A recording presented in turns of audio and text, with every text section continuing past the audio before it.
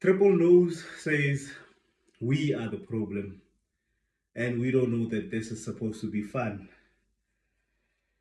Well, this episode has the ability and the opportunity that it's in a very critical stage. And as we start a new episode, we're going into a new era. Ladies and gentlemen, welcome to the era of no accountability. Hit my music.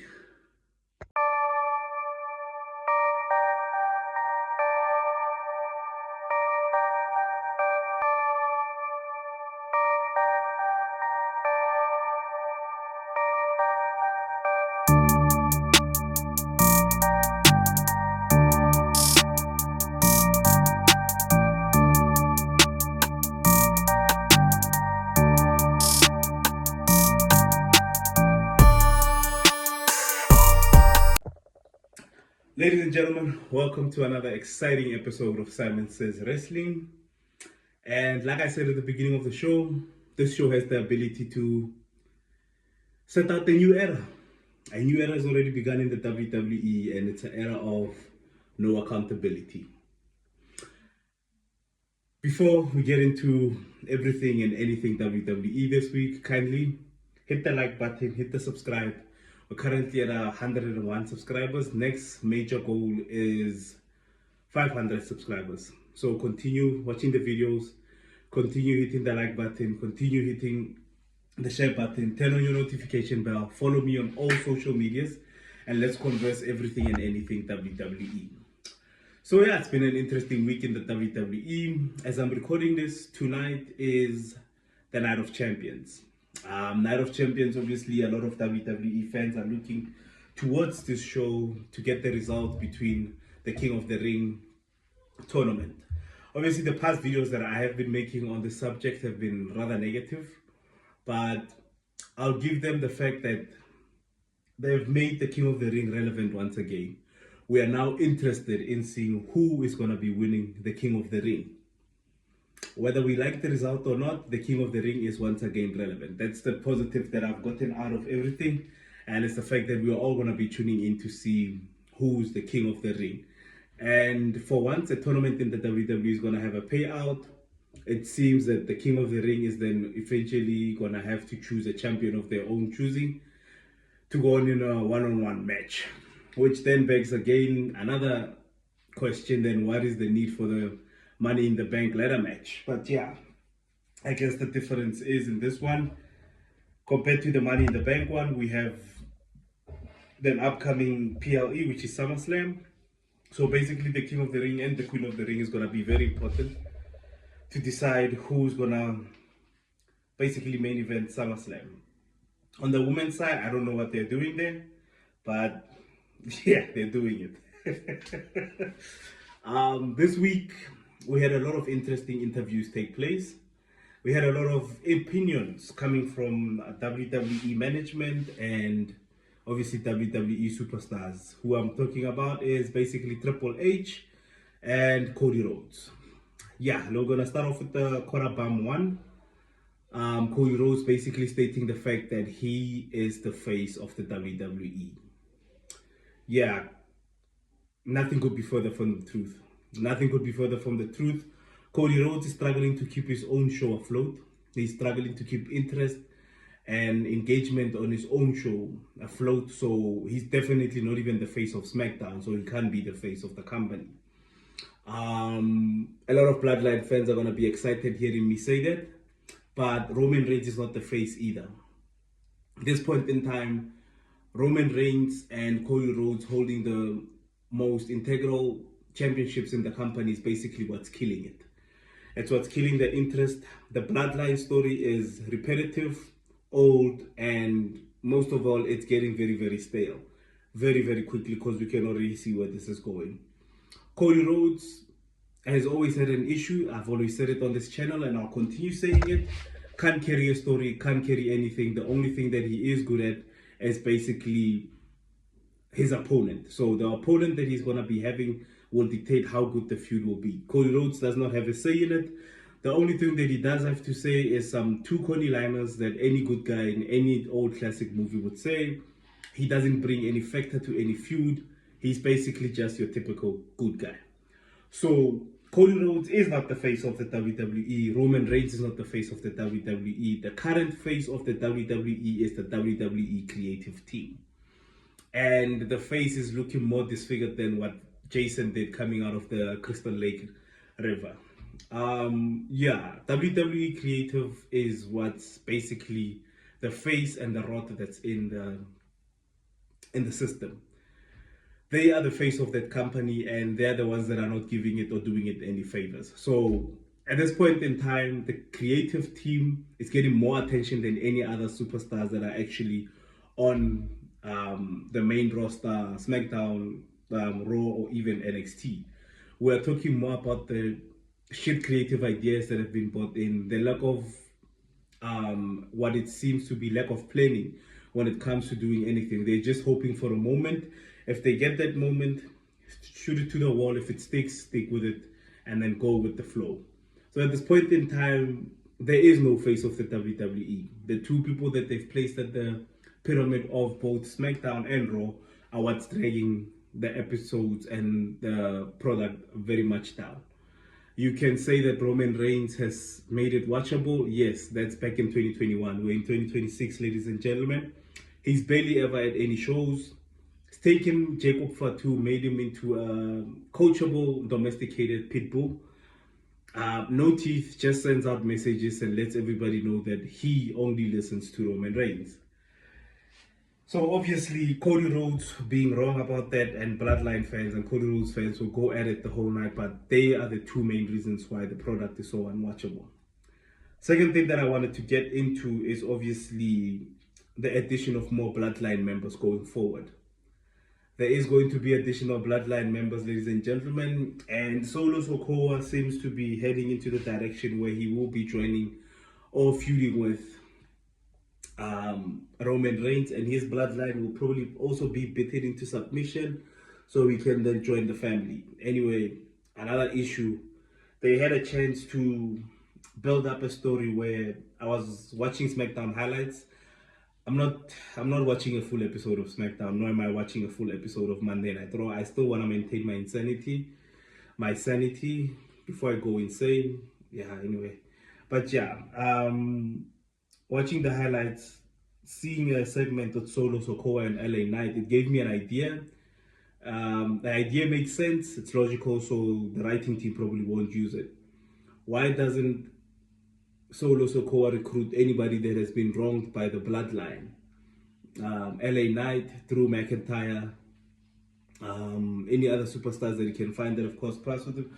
Obviously, Kevin Owens would have been a great addition, but obviously with him being out on a neck injury, it's going to be hard to recruit him. Anybody that the bloodline has ever done wrong, has ever crossed paths with, get the team, go against the bloodline. But yeah, LA Knight is not Samoan, ladies and gentlemen. He's not getting a push anytime soon. And Solo Sikoa is eventually going to be joining the bloodline. So yeah, we'll see what they are going to, what cinema moments they're going to give us going forward. The other thing that caught my eye, Soul Ruka. I love Soul Ruka. I love everything that she did, her work in NXT, but she's had one of the roughest, I think, debuts into the main event in terms of botches and just a whole lot of things going wrong in the department of timing, communication in the ring, which just shows how green she is, you get what I'm saying. But at the end of the day, I'm not gonna suggest that she be taken back to NXT. I'm just gonna suggest back that she gets more exposure to bigger crowds and obviously the management of her own emotions before she seriously injures someone. So Ruka, keep up the great work. You're an awesome wrestler, in-ring performer. You have one of the best finishes that I've ever seen in the company. But maybe work on communication with your opponents before it gets really, really bad. Because I saw a video, I think, where she miscued a jump with Liv Morgan and then landed on her knee. Might have tweaked the knee, but at the end of that, I think she's alright. I think Liv Morgan is alright. But just to avoid having us saying, oh yeah, it could have been worse, let's rather have a match where everything is flawless and you show your talent and it's not overclouded by obviously the botches that happen to the match. They are part of the industry, they happen. But the more they start to happen and the more we overlook them, we start having a lot of serious issues where people could get seriously injured. The other thing I also wanted to chat about is obviously Night of Champions. Yes, ladies and gentlemen, I am watching Night of Champions today. I am going to be disappointing myself and basically inviting sorrow and misery into my own life. That's what I'm basically signing up for Night of Champions tonight. Like I said at the beginning, interest in the King of the Ring and Queen of the Ring has peaked, and it will be a great time to see how they do this one. Jey Uso has been on a rampage, obviously delivering promos, delivering interviews, basically saying nothing. Yeah, we've come to love that about him. Jey Uso has basically been saying nothing. He made a list of the people that he's better than. Said he was better than Cody Rhodes. I laughed. He said he was better than Gunther. I laughed even more. And then he just took it up a notch and said that he's better than Seth Rollins. I have some news for you, Jay. No one in your current bloodline is better than Seth Rollins. No one. You can base off everything of the numbers that what your cousin has done in the past 5 years. That's all good and well. But Seth Rollins, as an in-ring performer and consistency and actually showing up to work, there's no one in the bloodline that's actually better than Seth Rollins. So that's why I kind of took a bit of a, oh, okay, here he comes speaking that. But it's confidence, ladies and gentlemen. It's the confidence that this company has installed in Jey Uso into making him think that he is next on the list. The company has positioned Jey Uso in such a way that they are feeding him young talent. That Triple Nose said in an interview that ever since the John Cena retirement tour, they've given chances to younger superstars. Obviously, basically mentioned Trick Williams, Javon Evans. You just fed Javon Evans to Jey Uso. I do not understand why you did that, but you did. Jey Uso has a right to speak the way that he's speaking. It's not earned, but he has a right because of the way that the company is positioning him. The company is positioning Jey Uso in a way that they are shoving him down our throats and they expect us to believe that he's the next big thing. For me personally, I do not have a problem with management believing the fact that you can carry a company, but I fail to understand how a company can have so much faith in you when you can't even cut a promo. I fail to see the fact that this guy is coachable when his moveset is not even 5 moves that I can name. Super kick, frog splash, suicide dive, spear. What else does he have? He doesn't have the agility in the ring, very slow in the ring, and I just do not understand how the company is seeing Jey Uso and going, we're putting and investing everything in him. It must be a Samoan thing or a bloodline or nepotism issue. But at the end of the day, with Roman Reigns at the helm of the wrestling business, his family will come first. Doesn't matter how much work we're going to put in. Doesn't matter how much interviews Triple H says that he's putting on younger talent. As long as you're not Samoan and you're not directly related to Roman Reigns, you're not going to get a push. Jey Uso, once again, has a right to speak the way that he's speaking. Has a right to be cutting the shit promos that he's been cutting as of late. Has a right to speak the shit that he's been speaking because that's how the company is positioning him. If you are backed up by the company and they're letting you know that you are the next big thing, ladies and gentlemen, you will have a chip on your shoulders and you will think that anybody and everybody is beatable. That's how Jey Uso has been positioned. Every time I see this push that Jey Uso is being put on, I remember a clip that I saw on Unreal, where Triple H said, I want to strap a rocket to the back and I want you to shoot you to the moon. That's what's happening. That's what's going to make Roman Reigns happy. That's what's going to keep The Rock happy on the board of directors. And let's face it, Triple Nose doesn't have a lot to say. He doesn't have any control over any of his superstars. If a superstar doesn't listen to Triple H, he can simply go to The Rock, he can simply go to TKO, and they will get whatever they want. But it seems that it's only a few select people that can do that. Like I said, I'm not surprised at the shit that Jey Uso is speaking. I'm not at all. I feel that If you're backed up by the industry and you're backed up by your family, my man, you can take over the world. That brings me again to Obafemi. The fact that Triple H in this interview said he was ready for new talent to take the scenes, to be basically introduced to us. I think that was where it hit me, the fact that Triple H is not in it to make new superstars. Triple H does not know how to make new superstars. Triple H only knows how to improve a superstar and basically getting them more attraction. Triple H hasn't built any superstar from the ground up. He tried in NXT Gold. He did well in a lot of instances, but when he came into the main roster, he hasn't established anybody into a superstardom because he's afraid to take risks. He's afraid to take the fact that, you know what, I actually have Obafemi on my show. I have people like Trick Williams, I have people like Dragon Lee, I have people like Penta, I have people like Fraxion, which is a tag team, which seems now, yeah, it's in another wrestling promotion.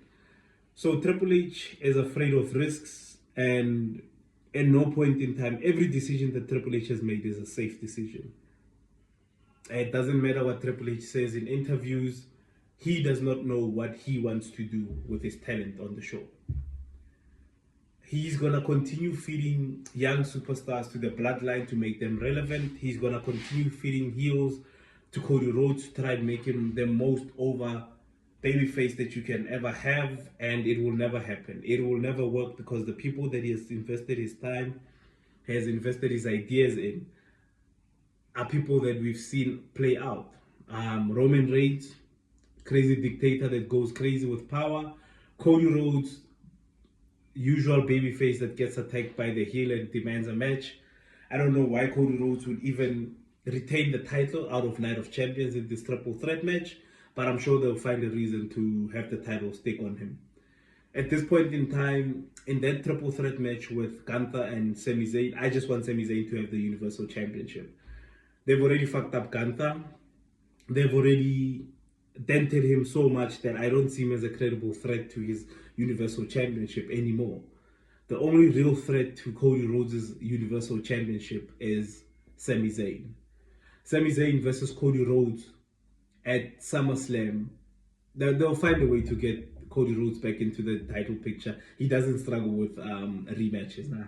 He just loses this week, then the next 3 weeks it's a hot streak of winning, win some major event that guarantees him a way into the WWE picture. So it'll be very interesting to see if they do give the title to Sami Zayn at Night of Champions. Like I said, I'll be live streaming it. I think maybe I'll go on TikTok and on YouTube. So we can just live stream, go through it together.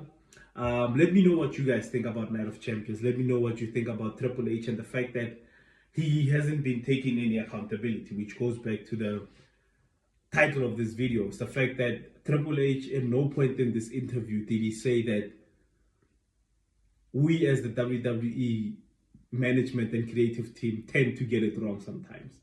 You will never hear that from a WWE official. That's what's happened. You will never hear that thing from a official saying that we have gotten certain calls wrong. The way that we've gone about certain things is wrong. They will just let you know that they've pivoted, and having to pivot, it gave us the story. It's all part of the plan. That's the story that we've been given, because Triple H has been given a mandate and he's sticking to it. This is a new era. The WWE is in an exciting time where we can do crazy new stuff. We're gonna build new superstars. We're giving new young talent the opportunity. It's basically like Triple H has been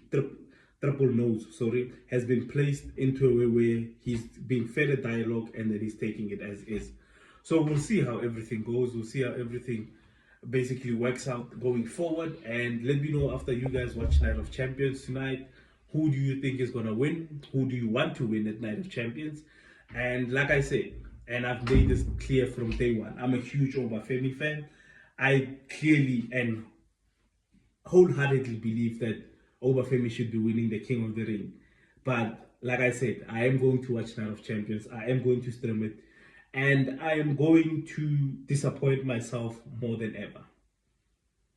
We don't watch the WWE now to have fun. like Triple H said. We don't watch the WWE to get interested in storylines. We're watching WWE to be fed moments. So what moment are they gonna give us now?